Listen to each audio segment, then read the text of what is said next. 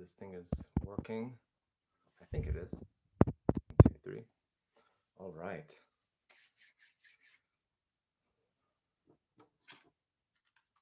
See if the lighting is good. Yeah, I think it's pretty good.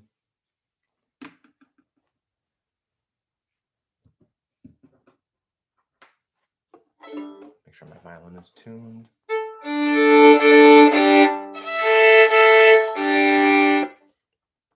All right. Okay, so I'm a little late to the party. Sorry about that. It's 9:04, 4 minutes late, but figured that people will start to trickle in a little bit. And yeah, so today is going to be more about just like hanging out with the 5,000 subscriber live stream. And I'm going to be just hanging out, answering some violin questions, but I also am going to be announcing my course. So definitely stick around for that. So in the meantime, I'm going to welcome all the people who are joining us for the live stream, joining me for the live stream. I really appreciate it. Oh, hi, Jonathan. Good to see you. Yeah, so 5,000 subscribers. Wanted to do a little shindig around. So yeah, hope you're doing well. Hope the move was good. And yeah, so something that I've been really well, I can't even speak, sorry. So I thought that I'd talk a little bit about vibrato in this live stream because that's something that I personally have struggled with. And I want to talk about why vibrato is used to begin with. So if you're using vibrato, uh, it's kind of like this fancy technique where, students are always curious, like, how do I get the wiggling sound? Almost universally, every student who asks me that are like so interested in how to do it, but most of the time they're not really ready to do it. So if you are like in Suzuki Book 1, 2, or 3, that means that you are probably not there yet. Usually Suzuki Book 3 is when the student gets introduced to vibrato, because by then you have straight left wrist, you have all the fingers curved, and you have a good foundation of all the good intonation security on all the fingers. But sometimes students get to do vibrato or want to try to do vibrato too soon, and that's usually a problem because we definitely don't want to do that.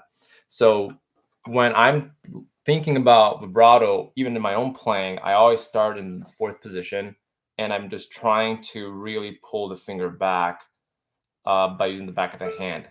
And in my new violin vibrato masterclass, which is a new course that I want to announce, it is going to dive deep into the mechanics of the violin vibrato, but also the way that I practice it. And it's more of like a guide and a step-by-step guide on how to actually work on vibrato. So that's one of the things that I will talk to people about. But right now I'm just hanging out. If you have any other questions, I can be more than accommodating and try to answer them.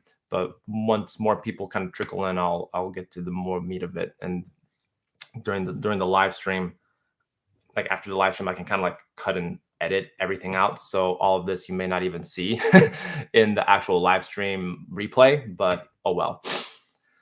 So yeah, 5,000 subscribers. That took a while. Normally a lot of people grow on YouTube a little faster, but I figured in the world of violin, it doesn't really work that way. You kind of have to drag your feet a little bit, be consistent with the videos. And I'm glad that people really enjoyed the videos. So I'm happy about that. And yeah, it's good stuff. Good stuff. One thing that has been on my mind also is the how I'm using my bow in relation to vibrato. So that's something that I talk about in the course also. I don't want to give too much away, but it's a matter of understanding how the weight of the violin bow is on the string and how all of that is combined with the left hand. So if you are practicing vibrato, that's something that you might want to consider. And of course, the initial process that you have to do everything very slowly. If you try to do things too fast, then you are kind of skipping some steps. I really don't want to do that with vibrato, because if you learn it wrong, then it's so difficult to reverse that process. But vibrato has all sorts of different like, why do we use vibrato to begin with? Well, we use vibrato to enhance the volume of our violin sound. That's number one. That's something that violinists have incorporated in the late 18th like I wouldn't say late 18th century, but definitely in the 18th century and into the 19th century, where vibrato was more commonly used. It's for a practical reason. It's used for volume, just to get the violin sounding more resonant and louder, but also for musical expression.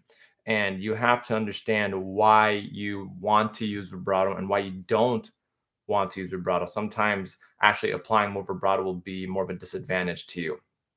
And that's something that I've learned in my career as a violinist, that not everything has to be vibrated because it does tense up your body, but you have to be strategic on how you vibrate all your um, you have to be strategic on how you vibrate those notes.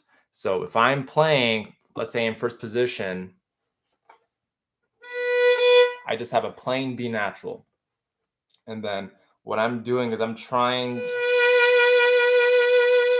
gain a bigger oscillation by I'm just trying to do a bigger oscillation to get the volumes louder without having to try or press down or squeeze so much. So um, one way to really get your violin resonant, try your third finger, and a D on the A string is also regarded as a tartini tone. So a tartini tone essentially is just um, I don't know the calculation because I'm not a math person, but what it does to the instrument is that it helps ring the violin more. So if I'm playing a D, the open D string is actually ringing while I'm playing the third finger on A. So if I'm playing a vibrato, then the D string is actually vibrating with that because of the frequencies. So if I'm playing, then I could actually do a lot more sound without having to try so hard. So yeah, I am vibrating, and it's important not to press down on the vibrato, because you might notice that there's a slight uptick in intonation if I press too hard. Like if I do it, you definitely don't want that. So that's important. You don't want to press too hard, because if you press too hard, the intonation is just not going to um yeah, it's just not going to be as effective for you. Because also, if you're pressing down, then you're kind of restricting the natural flow of your arm, and definitely don't want that to happen for you. But yeah, I see that we have a few people here. If you have any questions other than vibrato, I'm happy to answer them. And yeah, this is going to be like a little hangout. I figured that maybe 9 a.m. on a Saturday is not a good time. I'm starting to realize that now. I'm kind of trying to figure out what time is a good time for live streams, and maybe I was doing it based on my own scheduling. But if anyone watching the replay or the live stream, if you have any other options on when there would be a good time to do a live stream, then by all means, I might even do a poll on the YouTube community board on the channel to kind of get a sense of who would want to be here. I don't think maybe 9 a.m. is not a good time for me. I mean, not for me, but for people. I mean, I'm a morning person, so I'm naturally up in the morning. And also, I had a feeling that 9 a.m. is going to be better, because usually in the afternoons or in the evenings, a lot of you might have rehearsals, gigs, all sorts of different obligations. So, uh, yeah, so let me know in the comment section and in the chat on how to go about the whole live stream, because I want to do more of that this upcoming academic year between September and June. So we'll love to get your thoughts. But we have a question from Eleanor. Hi, is there a single best exercise in order to master the bow better? I tend to have a shaky bow. And we also have a question from Steven, but let's answer Eleanor's question first. So let me repeat the question. Is there a single best exercise in order to master the bow better? I tend to have a shaky bow. Well, that's a good question. My first obligation is, oh, greetings from Germany. Oh, hello. Please let me know where in Germany you're from. I love to know where you're from. So first off, you have to understand where does the problem come from. So a shaky bow is a right hand problem because the right hand is holding the bow. So you always want to tackle problems in violin playing, whether it's a left hand or a right hand issue. And with the shaky bow, it could be a right hand issue. Very rarely, it may be a left hand issue, which I might get to in a moment. But let's talk about the right hand. So if you are playing a shaky bow, if you're having trouble, first let's make sure our equipment is in order. So we are wanting the bow to be fully rosined. Number one, we want the bow to be fully rosined. We don't want the bow to be overly tight. That's like the basics. And what is overly tight? So if let's say, we don't want the stick to be completely straight. There should be some kind of curve when we play. So this is also to help release the tension of the bow. As you can see, my bow is kind of curved a little bit. So one more time. So if I am increasing the tension of the bow, and I already have some tension and weight on the bow from coming from my arm and my hand, then I am going to probably, more likely than not, press down on the bow. I think about it as a trampoline. When you are jumping on a trampoline when you're a kid, you want the springs to be tighter so that way you can kind of go up higher, right? But we want the opposite in this case. So loosen your bow just so that way the pinky, fits just slightly in the middle of the bow. I would say maybe 2 centimeters in the center of the bow. And whenever I teach beginners, I am really trying to focus on good sound production in the lower half. So if I'm playing a down bow, the balance point naturally happens right over here. And I talk to my students in my private violin classes all the time that if I have, this is the balance point of your bow. And more likely than not, it could be that you are starting your down bow a little bit too high up because the balance point is also the bounciest point of the bow. So that could be a reason why you're shaking your bow. So essentially, we want to bypass that balance point to provide a good sound. So great exercise, do open strings on each string. So I'm going to start at the frog and I'm going to bypass this bouncy bow. And more likely than not, you will be successful on the down bows. The up bows, however, is where students have a lot of trouble because you are going against gravity. So if I'm doing an up bow, I want to make sure I'm not pressing too much. This is what's called pronation. If you look at my right arm or my right hand, I'm kind of leaning into my index finger.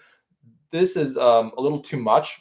And then because you have so much weight going into the bow and you're trying to bypass that balance point, you will end up having a shaky bow. So if I do a down bow, I want to make sure my arm is relaxed, my left hand and my right arm are relaxed, and I'm simply just pulling the bow. So down bow and then up bow. And mind you, I'm never pressing down into the string. I'm always trying to pull the string to the right and to the left. And making sure that you're not overly pressing. That's the most important thing that you don't want to do. So I hope that answers your question, and I can elaborate a little bit more if you want me to. But those are the basics. Try to identify if it's a left-hand problem or right-hand problem. Shaky bow comes from the right hand. Then try to minimize starting from the balance point on a down bow and an up bow. Try to go a little bit closer to the frog. It may be a little awkward at first because you're using different muscles, but with enough practice, with a little bit of focus and attention to the problem, I think you'll get it no problem. So thank you for your question. Next question we have Stephen, can you discuss the left index finger staying against the neck or not? Great question. So whenever I'm teaching violinists, I'm always encouraging the index finger to be on the neck. So the neck, we want to have some contact. So even if you're looking over here, I have contact between the index finger, the knuckle, and the index finger. What we don't want is we don't want to go out here because that'll encourage you to press down and squeeze in your neck. And if you do that for longer periods of time, then you are just going to be very sore in the neck, and that can cause actually some nerve problems. I back when I was young and I thought I knew everything about the violin, I was experimenting with different chin rests and shoulder rests, and I was because I felt like I had a long neck, so I naturally just went up. And the problem with that is that I didn't have any mobility in my neck, so that's what caused neck tension. But you're talking about the index finger. The index finger, in short, should be touching the neck. It's only when we use vibrato that we loosen that up because we are having a counterweight with the thumb, and to be able to move the finger back and forth, we do release the knuckle of its duty from the neck. But if I'm playing just regular music, if I'm playing Schradig, for instance,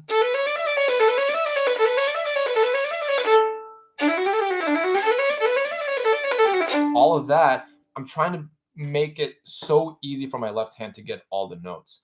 And by releasing, even for me, as I'm experimenting with this right now, Stephen, my left hand, I don't even know if I can do that. Like it's really difficult because you want the thumb interacting with the knuckle to keep the violin up. So there are two ways we hold the violin up. One is with our head, and one is with our left hand. So you never want to do both at the same time. It's either one or the other. So even when I'm shifting, if I'm shifting up to a different position, I use more head weight. But in order to play in orchestras for a very long time, sometimes Mahler symphonies are an hour and a half long. So you can't be pressing down on your head, on your chin rest for long periods of time.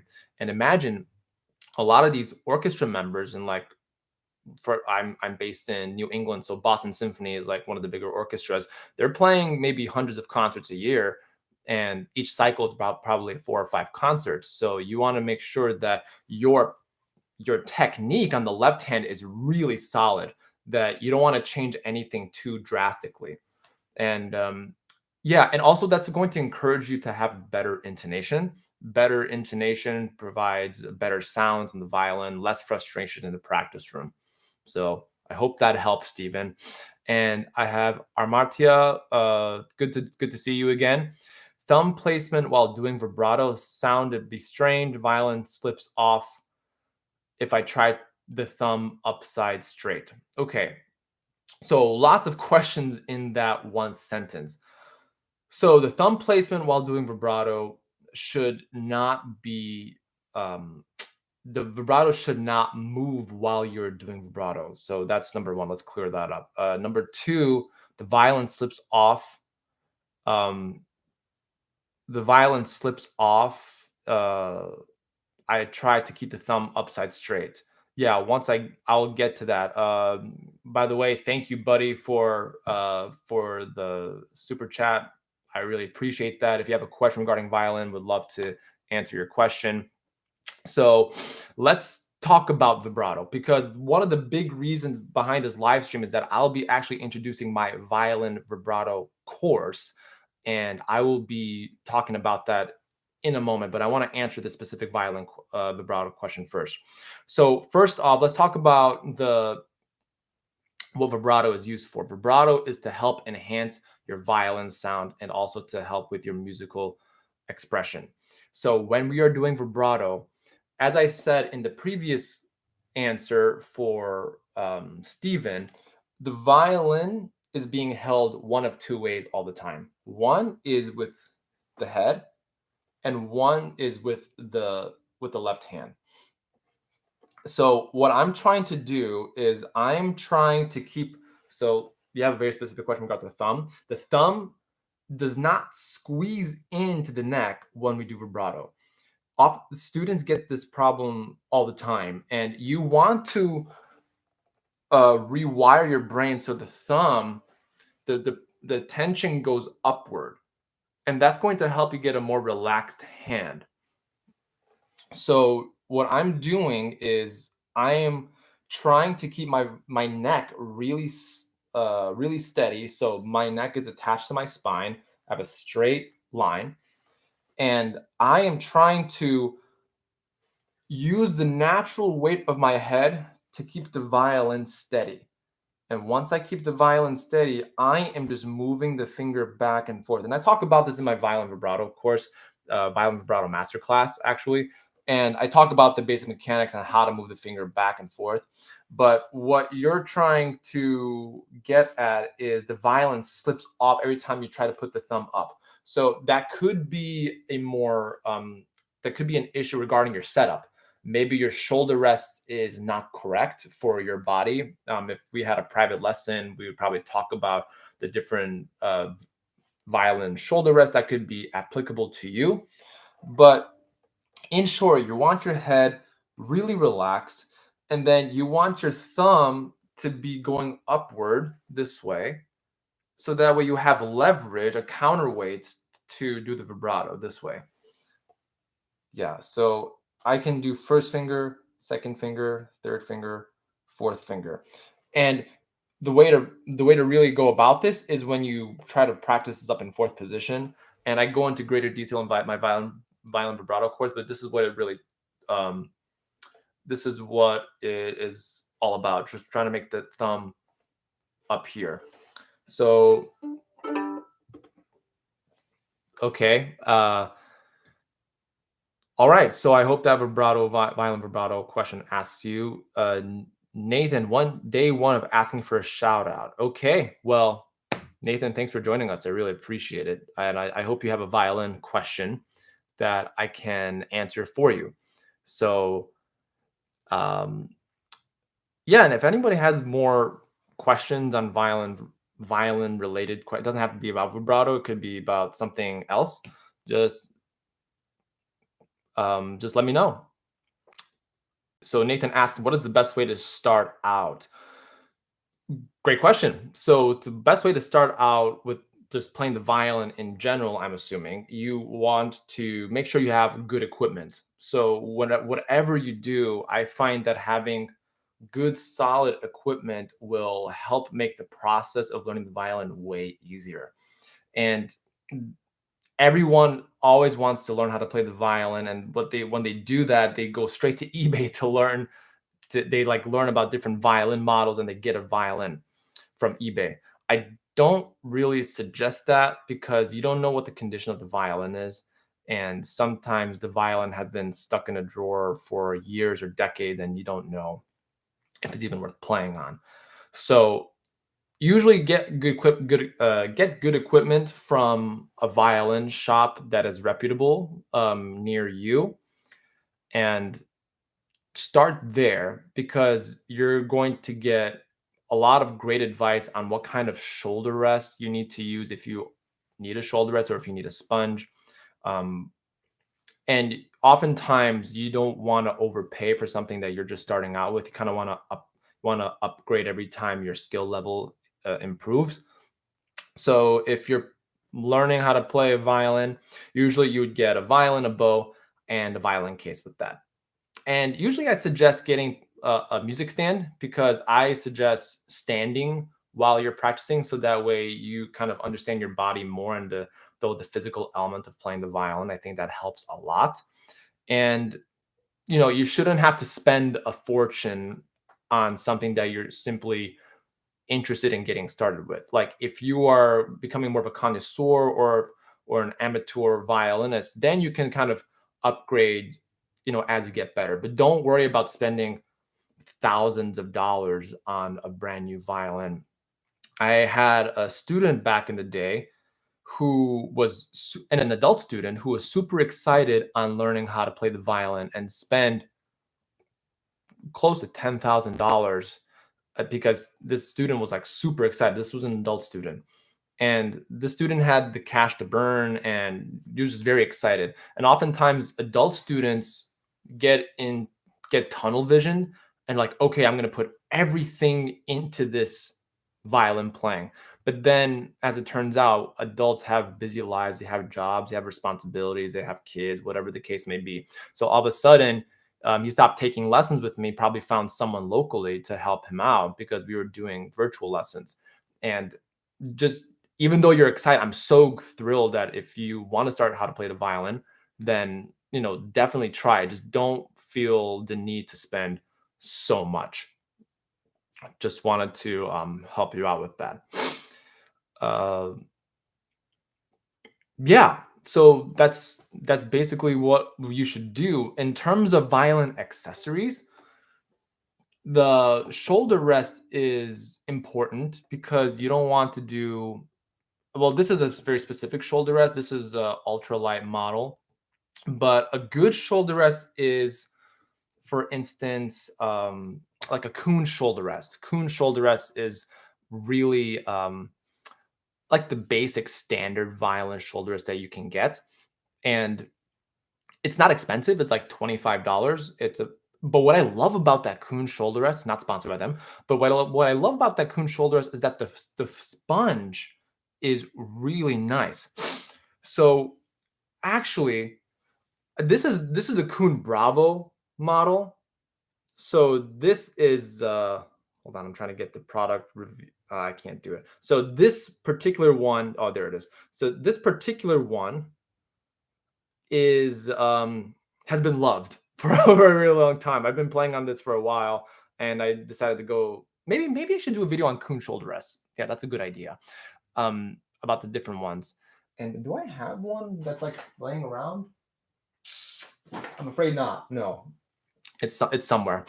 But anyway, so this is what like a shoulder rest, like a traditional shoulder rest would look like. Kuhn is a Canadian company. It's a reputable one. You can get on Amazon if you're in the States. A great way to have a shoulder rest. Full assume you can read sheet. So Nathan has a follow-up question. Okay, that's very helpful. I assume you can read sheet music. I already play piano, but I can't bring myself to start reading sheet music. Is there even any point nowadays? Yeah, there is. I mean, learning how to play the violin requires, the ability to learn a new language. So it's it's not impossible for sure. It's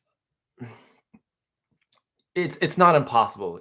I've taught my oldest student is 72 years old, and she has gone through the same system in learning Suzuki Book 1 as any student that I've ever taught. Maybe the material is the same, but the approach, because based on age, is just simply different. They have life experience, they know how to learn the best. They have figured out how they learn. So like whether you're like a kinesthetic learner, a visual learner, an audio learner, like you learn by listening. For me, I'm a kinesthetic and visual learner, so I need to visually see something and then apply it. So that's the best way I learn.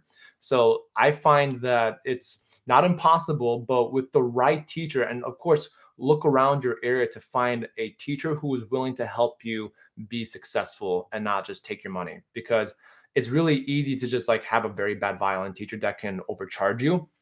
And that's something that I want to do with the violin podcast. Actually, I've been thinking about this, and I would love your opinion to have violin podcast certified teachers on the website. So that way I can personally vet them around the country or around the world. And I go through like a very strict violin teaching process or like pedagogical process. I'm like, okay, do I approve this teacher as just like as a violin teacher?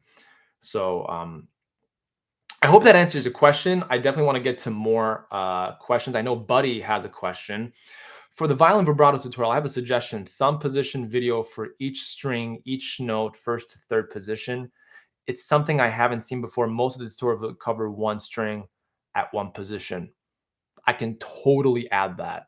Definitely will do that. I just have to record it and I'll just include it in the course. So that'll come up. And then if you want to send me an email, or we can kind of get in touch and I can get more specifics from you, buddy. Would love your thoughts on that. Uh, so Steven asked, can you talk about carbon fiber versus sub $500 wooden bows? Of course, carbon fiber bows that I can think of are like Coda bows. Wooden bows are also a great option. I play on a wooden bow, but for a very long time, actually, my undergrad, I played on actually a carbon fiber bow just because that's something that I was used to, and they're extremely durable, so you never have to worry about them breaking. And they act as like a regular bow. They require the same kind of horsehair for regular rehairs. They are really reliable. They sound good. Actually, the technology for carbon fiber bows um, are really excellent. And I think since I was playing on Coda bows, they announced like a new higher level line that's like probably in the $1,500 to $2,000 range that almost identically mimics a wooden bow. So I haven't tried one of those. Actually, I have no, I lied. I did try one of those bows and they sound really good, but there's nothing about wooden, like I just love wooden bows. And in terms of sub 500 wooden bows, I if you're going to spend $500 on a bow, I wouldn't spend it on a wooden bow. I'll probably spend 500 on a carbon fiber bow because usually $500 bows have nickel, and you want to have a bow that is silver. That's because the bow simply is lighter. You want the bow to be between 60 and 62 and a half grams.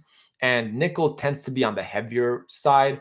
So if you are able to cash out a little bit more on a wooden bow, try to get something with silver mounted bow. And that's just from my own personal experience and knowledge that it'll create a better sound because usually you have better quality wood, but also it's lighter. So I hope that answers your question.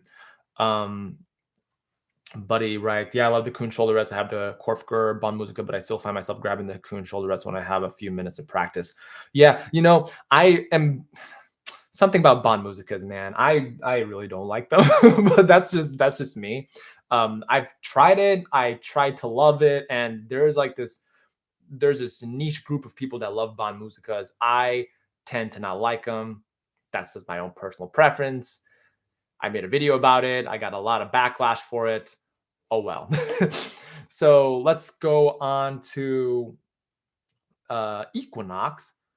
Thank you so much for all your wonderful lessons, Eric. I'm seeing so much progress within the month thanks to your guidance on this channel. Well, I really appreciate that, Equinox. Thank you so much. I do this for you guys, and I want to do more of this type of live stream community stuff. So Hum writes, do the contact point of the pad of the left hand fingers vary between each finger and each position? Absolutely, it does. So when I'm going into first position, well, first, there's a preface. I have to kind of talk about this first. It depends on what kind of music you are playing. So it depends on what kind of style you're playing in. So if I'm playing maybe Mozart, right, then I might have more fingertip than more finger pad. Just to be clear, if I'm playing something maybe like Paganini, all of that requires me to have fingertip action. So that's number one. But if I'm playing something more melodical, like maybe a Brahms sonata, I might want to use more finger pad for vibrato, for quality of sound, for depth. So I get more depth with that. So it's kind of and or both and. So you can kind of experiment with that. So if you're playing faster music, typically I use fingertip because my fingers are able to hit the fingerboard and then go off quickly. And if, for instance, playing something more melodical, if I want to use a little bit more vibrato, then I might want to use finger pad. So that's one suggestion that I can make. But it also varies in position. So you might want to consider using more on the fingertip when you're like up in maybe third, fourth, fifth, sixth position, right? Depending on faster passages, more melodical stuff. So it depends on what music you're playing. That's the short answer. Raquel, oh, good to see you, Raquel. How to play high notes, high positions without causing your fingers to get blisters. I seem to find it's painful when playing them. The string has a different height from the fingerboard. That you actually bring up a good point. So I actually the I usually get like blisters on my right hand whenever I do pizzicato. So when I do pizzicato like a lot and I'm doing like rehearsals, that was actually one of my pet peeves in orchestra when the conductor would like rehearse the pizzicato section, like in Tchaikovsky's Fourth Symphony, and we'd be rehearsing it like all the time. I'm like, dude, I'm getting like a blister on my finger. I can't pluck anymore. So that's on the right hand. I never had a blister on my left hand. Maybe it's like a versus blister versus callus. Maybe we should probably discuss that, because when you're playing with your left hand, we build a callus, which is a thickening of the skin on the tips of the fingers. So if I am trying to if I'm trying to play something really fast, or something that requires a lot of plucking on the left hand, like Round of the Goblins, like, so if I'm doing like a lot of left hand stuff, then yes, that kind of hurts if you don't have calluses. So that is something to kind of build over a long period of time. So a lot of it can be done by just like trying to practice pulling the string. So I would have all four fingers. And this actually builds really good left hand strength. Yeah, you can really talk about that for days. But and how to play high position without causing your fingers to get blisters. Oh, I didn't address the high positions. So that comes back from building the callus. So because of the height of the fingerboard, for me, actually, I don't like having too high of a bridge also. So that could, if you own your violin, that could be something to go to into like a luthier shop to see if your bridge is too high. Because if you buy a violin online, more than likely it's not built handmade by a luthier. I'm specifically like on Amazon or on eBay. But if you go to like a reputable online violin shop, then they probably took the time to address the bridge. But it's, for me, I actually had my bridge adjusted slightly lower. I like a lower finger action, and it makes my violin easier to play. I tend to gravitate towards lower bridge than higher bridge. Luckily, we're not cellists in the fact that we don't have to change our bridge per season, because that really affects the sound of a cello. So all my cello friends out there, that's to be able to replace a bridge, that takes money and time, which us violinists really don't have time to do. So it can be painful if you're pressing down up in fourth or fifth position, because again, you don't want to be, it goes back to how we approach the left hand in first position, and it's the same way. We use more finger pad, but we use the weight of the arm, and you can see my violin is being pulled down by the weight of my arm.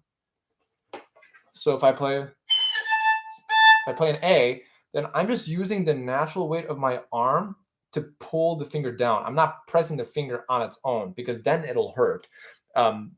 Earlier in the live stream, I talked about how I had, well, maybe I didn't talk about the nerve issue. I did talk about the neck issue, but I actually had an injury regarding my nerves. So like, if you ever felt like your feet were falling asleep and you feel the needles in your toes and the bottom of your foot, well, I was getting that feeling in my fingers, and that really, really hurt because I wasn't aware of how to adjust everything.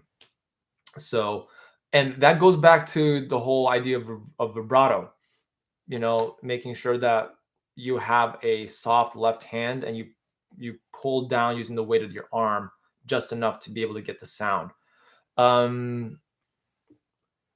Nathan writes, also, you have a nice room. Thank you. I appreciate it. This is my little studio. I try to keep it clean for my violin tutorials and other videos.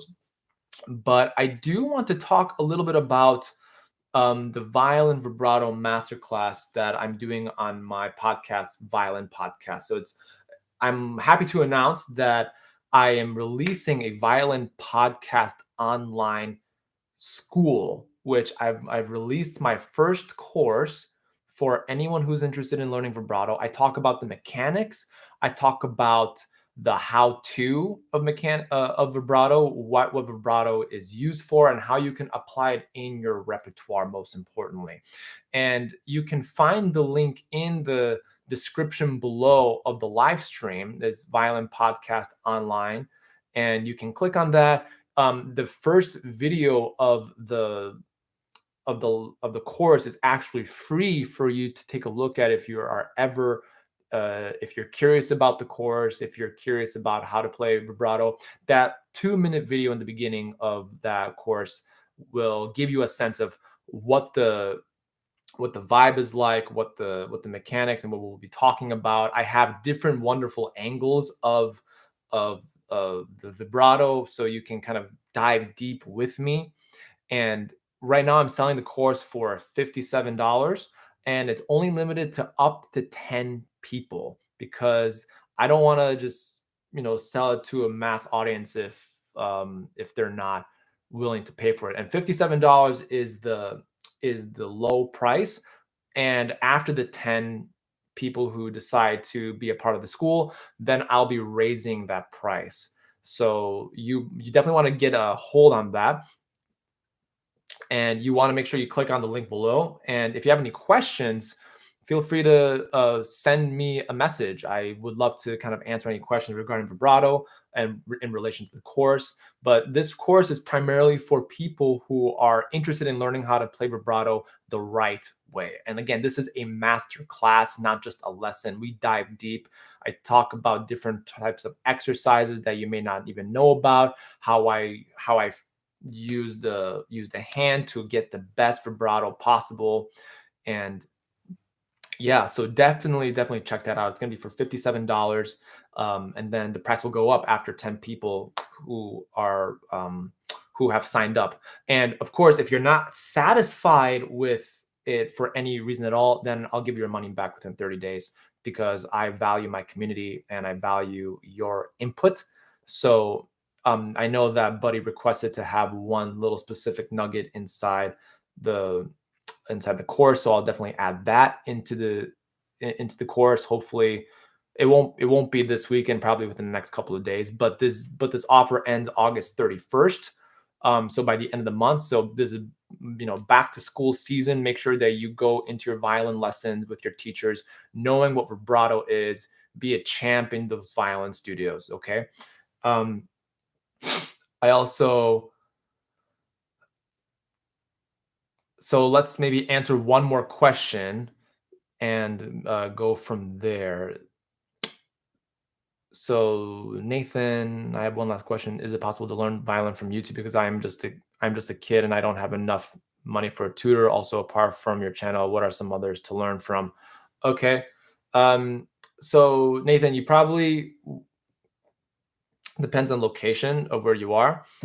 And if you are, I mean, you can kind of learn like the basic theories and ideas of violin playing on YouTube, but the primary reason why I started the YouTube channel was to provide that as a resource.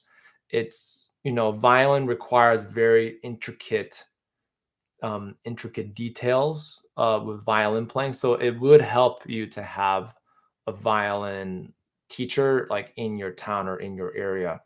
And there are affordable teachers out there, and a lot of violin teachers are more than understanding of everyone's financial situation. So you want to maybe talk to them.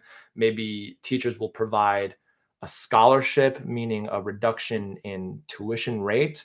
But that will, of course, if you have a scholarship, that would require you to do more work for the teacher. So you can do kind of like an exchange, like if a reduction in rate, you can do more work for the teacher if you're really interested in having lessons with them. So that's one option. But I do believe that in the digital YouTube world, I think it does help to have an in-person um, in-person lessons. So Buddy asked, after a year of online classes, I had tingling fingers on my fingers, tremors on my limbs when sleeping. So I did a YouTube search about preventing injury from playing the violin.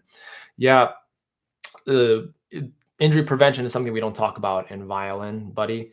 So I'm glad that actually I do have a video on my channel that talks about injury prevention on some things that you want to kind of consider. So, Raquel, thank you. You're amazing. Also, what are some exercises you recommend to improve posture both with and without the violence so that I can hold my instrument correctly? Okay, great question. I love posture questions. So, one thing you want to keep in mind is that you think of your upper body as like a T. So, your neck and your spine are connected, right? So, when you're holding your violin, the violin comes to you, you don't come to the violin. Because if you come to the violin, then you can see that my neck is out of balance. The neck is not being supported by the spine, and my head becomes heavier. So when you're practicing your posture, have a straight, shoulder, straight neck, and then have the violin come to you. And then you might want to consider putting your head on the chin rest. Now I say head versus chin on the chin rest because a lot of students, they often do this with the chin, and you can see that my neck is very tense, and we don't want that. So the more relaxed your shoulders are, one way to relax shoulders, bring your shoulders up, roll them back. That's your natural posture. Then your violin simply goes in front of you. And if you're standing up, then it should be over your left foot. Now, when you're practicing that, don't let the left foot go under your violin. Let the violin go under your left foot with the natural posture. So that's it for now. I appreciate everything you are um, doing in the community. I thank you guys so much. This is my 5,000 subscriber live stream. So this was fun. I want to do more of these in the future. And for anyone who's watching the replay, thank you for being a part of this community, and thank you for watching the videos. And I love to get your feedback on the live stream, on violin tutorial and content, but I also like to do more personal videos. I did a video of this violin called My Loyal Companion. So I want to do more creative stuff like that too. So thanks again, guys. We made it 5,000 subscribers. Maybe I'll do a 10,000 subscriber video as well. But for now, have a good weekend. See you later.